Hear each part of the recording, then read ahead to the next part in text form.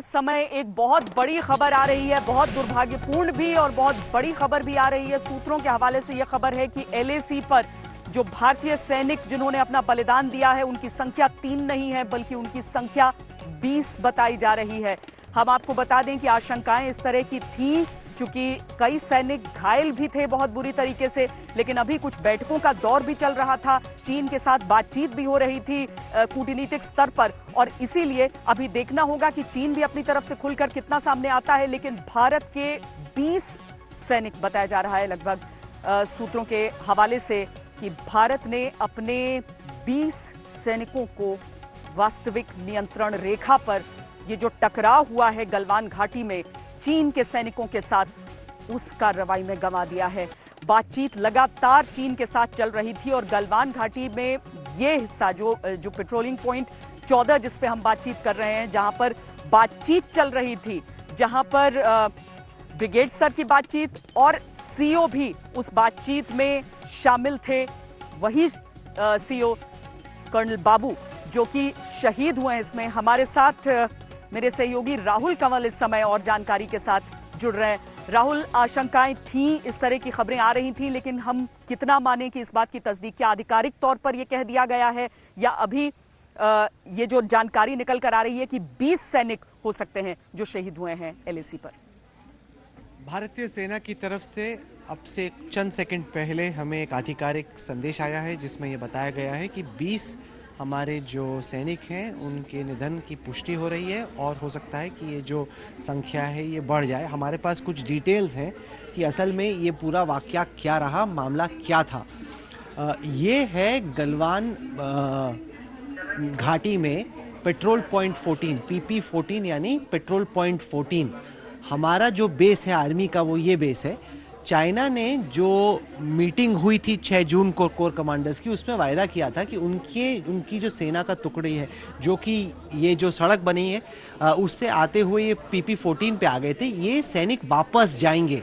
और यही चेक करने के लिए कल शाम में भारतीय सेना की एक टुकड़ी निकली, ये देखने के लिए कि लोग वापस गए हैं कि नहीं, क्योंकि उन्होंने वादा किया था कि वापस जाएंगे, उसको वेरीफाई करने के लिए गए। तो जब ये वेरिफिकेशन पार्टी पहुंची तब पता चला कि चाइनीज़ आर्मी तो अभी भी यहीं पे है। और जब पूछा गया कि आपने बोला था कि आप वापस जाओगे तो क्यों नहीं गए, उस टाइम पे चाइना काफ़ी वायलेंटली उन्होंने जवाब दिया और हमारी बहुत छोटी सी टुकड़ी गई थी और उस पर हमला हो गया। और साथ ही साथ जैसे ही ये हुआ तो पीछे जो दूसरी पार्टी थी उसको आगे बुलाया गया और वो बड़ी तादाद में आए। और उसके बाद ये बहुत ही, मैं एक मैप आगे जाके दिखाना चाहता हूँ, ये बहुत ही नैरो, बहुत ही तंग ये वैली है, रिवर वैली है।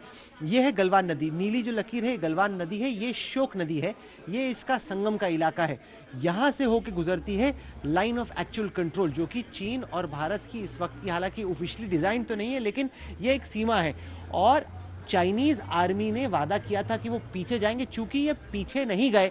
जब भारत की जो पेट्रोलिंग पार्टी थी ऊपर पहुंची तो देखा कि यहाँ पर चाइनीज अभी भी हैं, और उस दौरान जब पूछा गया कि भाई आपने वापस जाना था, आपने प्रॉमिस किया था, वो नहीं गए, उस टाइम पे वायलेंस हो गया। उनके पास बार्ब्ड वायर्स थे, उनके पास जो स्टिक्स थी, उसको लेके काफी 4 घंटे तक ये लड़ाई चलती रही। और उसमें क्या हुआ, धक्का मुक्की में अगर आप देखें तो ये पहाड़ी इलाका है, धक्का मुक्की में जो कुछ सैनिक हैं वो भारतीय सेना के भी और साथ ही साथ चाइनीज आर्मी के भी, वो गिर गए। हालांकि हिंदुस्तान की सेना ने कुछ छिपाया नहीं, ये माना कि हमें लॉस हुई। चाइनीज आर्मी ने अभी अपने जो कैजुअल्टी फिगर्स हैं उनको रिवील नहीं किया है। हालांकि काफ़ी ऊंचाई से जो सैनिक हैं वो पानी में नदी की तरफ गिरे हैं और चाइनीज़ ने जब सुबह 7:30 बजे फ़ोन किया, उनको आशंका थी कि उनके कुछ सैनिक ये इस नदी के साथ साथ भारत की तरफ बह के चले गए होंगे। तो उस वजह से सुबह सुबह ये फ़ोन कॉल आया। मेजर जनरल्स जो कि हमारे डिविजनल कमांडर्स हैं दोनों साइड पे, उनकी दिन भर बातचीत चलती रही। कुछ तो जो हमारे सैनिक हैं उनको चाइना ने बंधक बना लिया था, हालांकि ज़्यादातर सैनिकों को छोड़ के अब वापस भेज दिया गया। कई सैनिक लेके जो मिलिट्री अस्पताल है वहाँ पर उनका ट्रीटमेंट चल रहा है, वो घायल भी हैं।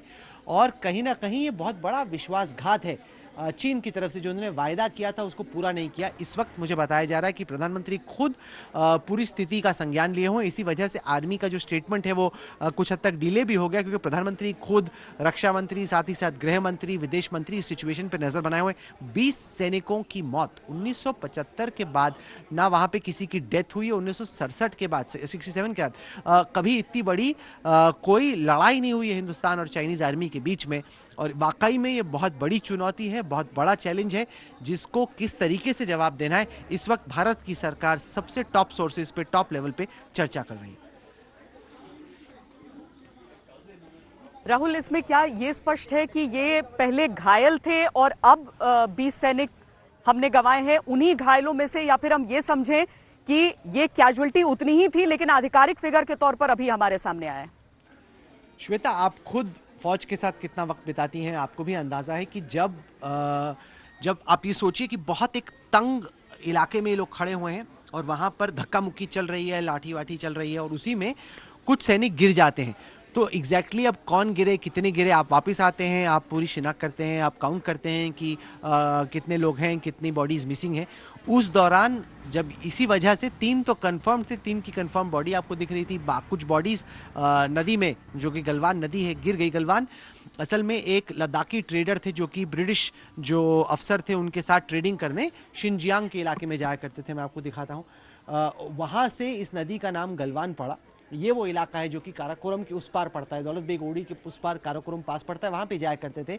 और जब ये धक्का मुक्की इस इलाके में हुई, कुछ जो बॉडीज़ हैं वो नदी में गिर गई, उसकी काउंटिंग चल रही थी, कुछ हमारे सैनिक घायल थे।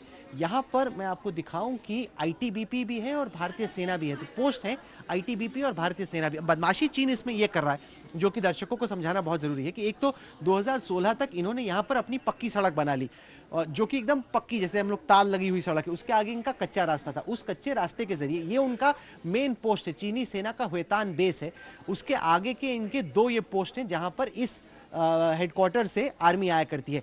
इन्होंने क्या किया, अप्रैल के एंड में और मई के शुरू में अपने सैनिकों को यहां पे भेज दिया। अब साधारण तौर पे यहां पे आते हैं सैनिक, हमारे भी उनके भी, वो गश्त लगा के वापस चले जाते। इस दफा फर्क क्या था कि वो आके यहां पे आके बैठ गए, जो कि साधारण तौर पे नहीं होता, गश्त लग के ये लोग वापस जाते हैं। अब इंडिया को डिसएडवांटेज ये है कि हमारी एक तो जो बीते दशकों में बॉर्डर इंफ्रास्ट्रक्चर है, सड़कें हैं, वो बहुत धीमी रफ्तार से बनी। ये DSDBO जो रोड है, दारबुक श्योक दौलत बेग ओल्डी रोड, ये बहुत अहम है क्योंकि बहुत हद तक आप देखें ये लाइन ऑफ एक्चुअल कंट्रोल के पैरेलल जाती है। तो हमने कह दिया है कि ये सड़क हमारे लिए अहम है और हम इसके आगे एक एक्सटेंशन बना रहे थे ताकि हमारे अधिकारी इस पोस्ट से चाइनीज पोस्ट तक, या जो PP14 है, हम लोग सड़क के रास्ते पहुंचे। वरना ये 8 किलोमीटर, मैप पे छोटा दिखता है, 8 किलोमीटर का रास्ता है और यहाँ आते आते काफी वक्त लग जाता है। और चाइनीज बदमाशी ये कर रहे हैं कि हमें सड़क बनानी दे रहे, और इंडिया ने कहा है कि हम तो सड़क बनाएंगे, अब जो हो जाए। यही चीजें राहुल पसंद नहीं आती हैं चाइना को।